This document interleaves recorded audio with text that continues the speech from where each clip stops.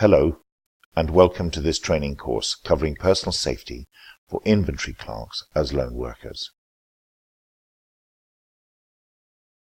This program has been designed to help increase your personal safety during your working day. It has particularly been designed for people like yourself who work alone or away from co-workers for all or part of the day. Although personal safety at work is something that concerns everyone, lone workers are more vulnerable and at a greater risk of having an accident without any help available, and violence and aggression from unknown persons. Either of these can be damaging in the short and long term. The costs of violent incidents at work, for example, are high. Not only the financial costs, but physical and mental costs too. This course is a starting point. It will give you ideas and get you thinking about your personal safety. It can't cover every eventuality, but gives you examples which can be adapted to suit most situations. It looks at increasing observation and awareness of surroundings and behavior, building preparation into your daily routine and having strategies to avoid threatening situations. It also looks at what to do if things go wrong.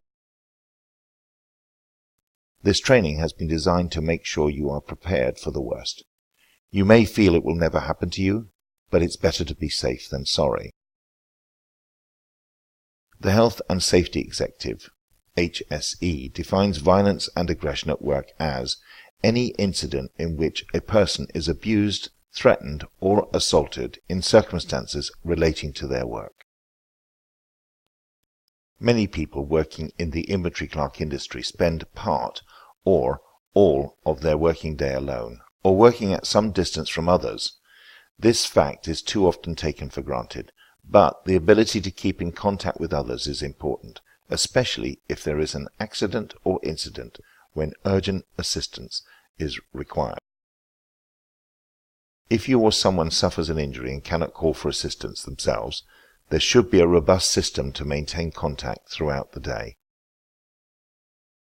Traditionally, this sector has relied on informal contact arrangements with work colleagues or family members, with contact often not made until the end of the day. So being alone in situations where accidents can occur, with violence and aggression as not just a physical attack, but also as threats, verbal abuse, or intimidation and harassment, means you need to be aware. These are the most common incidents, the ones you are most likely to encounter. In this section, we look at who is at risk and explore some strategies to avoid a dangerous or threatening situation. So we are going to look at who is responsible for your safety at work, the importance of preparation, practical planning, recognizing the signs of danger, diffusion techniques, reporting an incident, and finally, risk assessment. Now, I want you to watch this little video clip to demonstrate what I mean.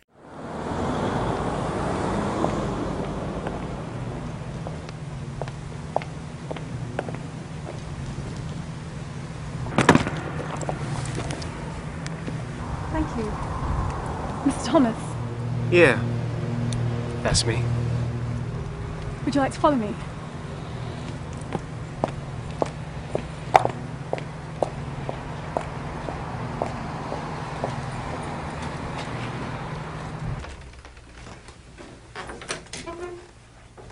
It's a nice property. Yeah. Quiet street. Oh, yes. So, do you have a husband? Should we take a look around?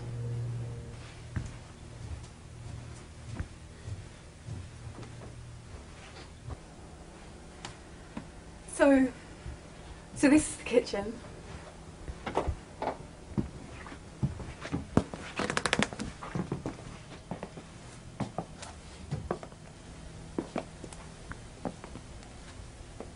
Shall we take a look upstairs?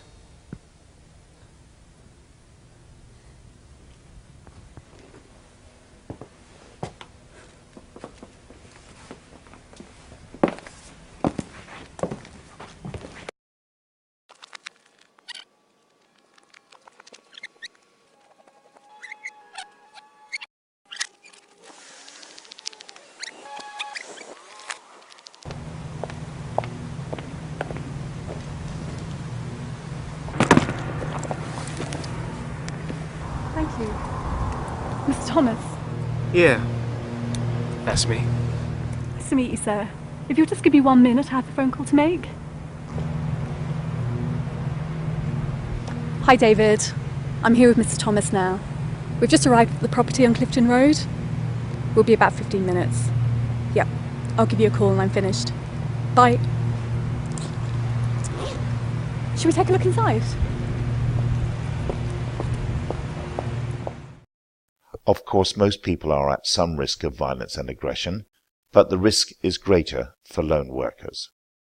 In fact, you may not consider yourself to be a lone worker because you work with people around you, but it's important to emphasize that lone workers are people who are in some way separated from the immediate support of their colleagues.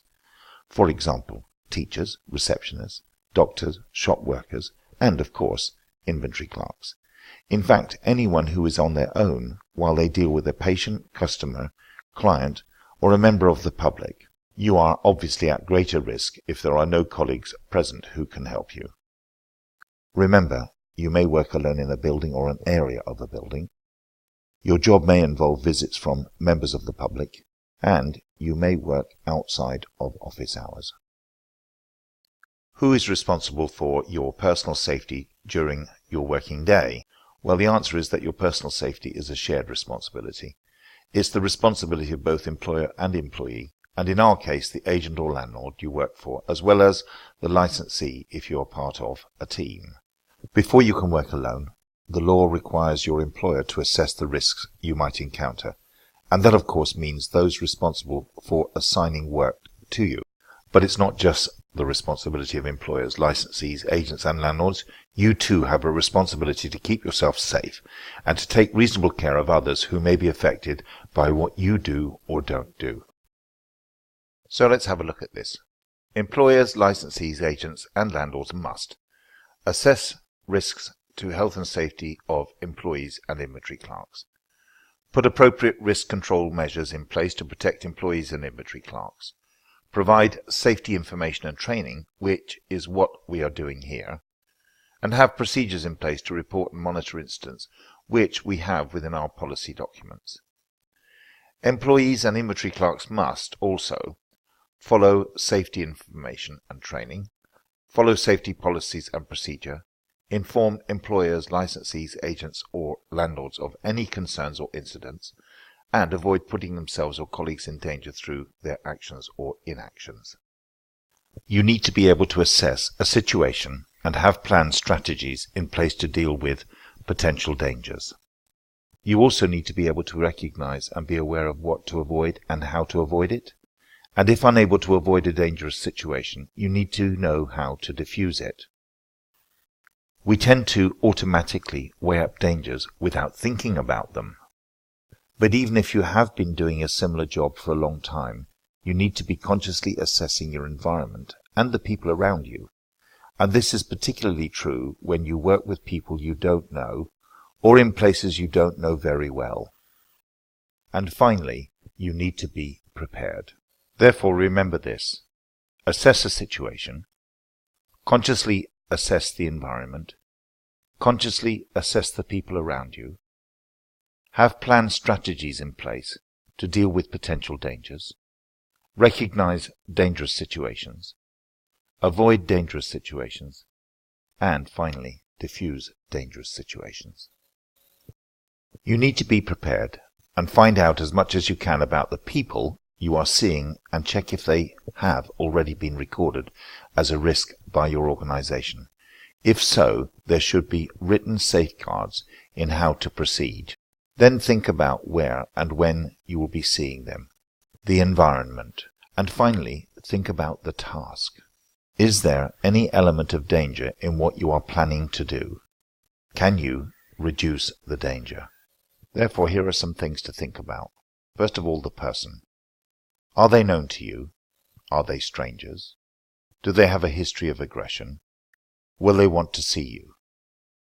Then think about the environment.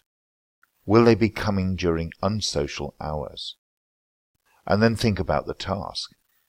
Are you breaking bad news? Are you imposing your authority? Remember this acronym, PET. person, environment, task. Is there anything about this situation which feels wrong? Always trust your instincts. They are there to warn you of possible danger.